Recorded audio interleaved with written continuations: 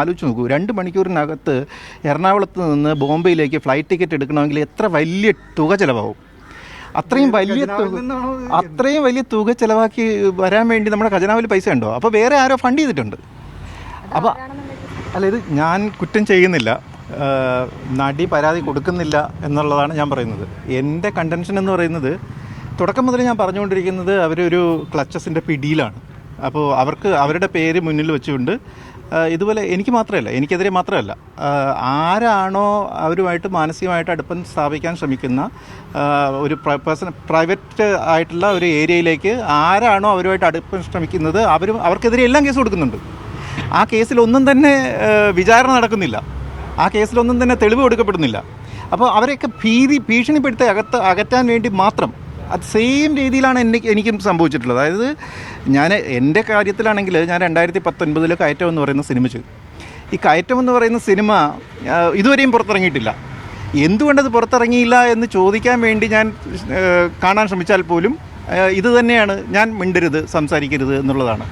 അപ്പോൾ അതിനുശേഷമാണ് എൻ്റെ ക്രെഡിബിലിറ്റി തകർക്കാനുള്ള ശ്രമം നടക്കുന്നു. ഞാനൊരു ഹാബിച്വൽ ഒഫൻഡറാണെന്നും ഒരു സ്റ്റോക്കറാണെന്നും ഒക്കെ ഉള്ളൊരു ഇത് വരുന്നു. എനിക്ക് മാനസിക രോഗമാണെന്ന് ഇത് പറയുന്നു. അതായത് പെട്ടെന്ന് ഒരാളെ വണ്ടി കൊണ്ട് ചേർത്ത് നിർത്തി റോഡിൽ തടഞ്ഞു നിർത്തി പിടിക്കുക എന്നൊക്കെ പറഞ്ഞു കഴിഞ്ഞാൽ ആരായാലും പെട്ടെന്ന് പാനിക്കാവില്ലേ?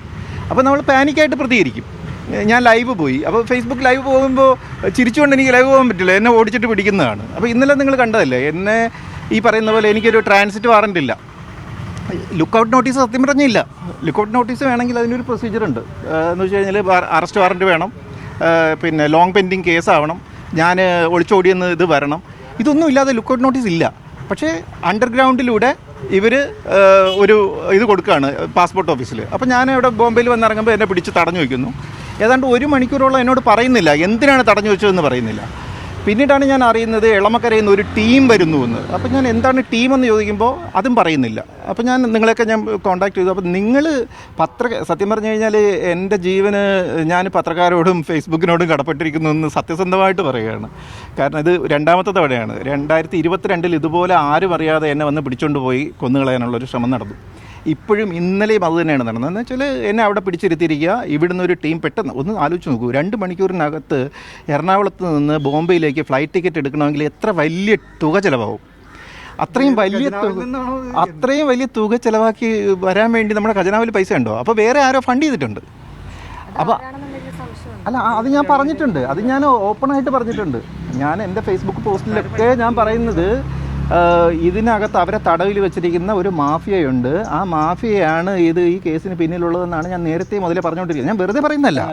ഒരു പ്രശ്നം വെച്ചാൽ ഇപ്പം ഈ നടി പ്രായപൂർത്തിയായ ആളാണ്, ഈ നടി ഈ പരാതിയിൽ ഒപ്പിട്ടിരിക്കുന്ന നടിയാണ്, മൊഴി കൊടുത്തിരിക്കുന്ന നടിയാണ്. സ്വാഭാവികമായിട്ടും അങ്ങനെ ഒരാളുടെ മൊഴി വിശ്വാസത്തിലെടുക്കുക ഇല്ല, മൊഴി കൊടുത്തിട്ടില്ല. ഞാൻ പറയുന്നത് അവരുടെ ഒപ്പ് കള്ളവൊപ്പാണ്. ഇതെല്ലാം കോടതിയിൽ തെളിയണമെങ്കിൽ കോടതിയിൽ ചാർജ് ഷീറ്റ് കൊടുക്കണം. ഇപ്പോൾ ഈ പെട്ടെന്ന് ചാർജ് ഷീറ്റ് കൊടുത്തിട്ടുണ്ട്. 2022 മെയ് മാസത്തിലെടുത്ത കേസിൽ ചാർജ് ഷീറ്റ് കൊടുത്തത് ഇപ്പോഴാണ്. അതെന്തിനാണെന്നറിയാമോ? 2ാമത്തെ കേസ് നോൺ ബെയിലബിൾ ആക്കാൻ വേണ്ടി മാത്രം ചാർജ് ഷീറ്റ് കൊടുത്തതാണ്. വിചാരണയില്ല. മഞ്ജു, ഞാൻ ആ പേര് പറയുന്നതിൽ ഇതൊന്നുമില്ല. അവരിവിടെ കോടതിയിൽ വന്ന് മൊഴി കൊടുത്തു കഴിഞ്ഞാൽ ഞാൻ പറയുന്നത് സത്യമാണോ കള്ളമാണോ എന്ന് തെളിയുമല്ലോ. അതിനൊരു സാധ്യതയില്ല. ഇതിനകത്ത് 2 പേര് തമ്മിലുള്ള ഇഷ്യൂ ആണ്. ഞങ്ങൾ തമ്മിൽ 2 തരത്തിലുള്ള ഇഷ്യൂ ആണ്. ഒന്ന്, ഞങ്ങൾ ഫിലിം മേക്കേഴ്സാണ്. അവർ എൻ്റെ സിനിമയുടെ പ്രൊഡ്യൂസറാണ്, ആക്ടറാണ്. എൻ്റെ 2ാമതൊരു സിനിമയ്ക്ക് പ്രൊഡ്യൂസ് ചെയ്യാവുന്നവർ സമ്മതിക്കുകയും ചെയ്തതാണ്. അപ്പോൾ അങ്ങനെ ഞങ്ങൾ തമ്മിൽ അങ്ങനെ ഒരു റിലേഷൻഷിപ്പുണ്ട്.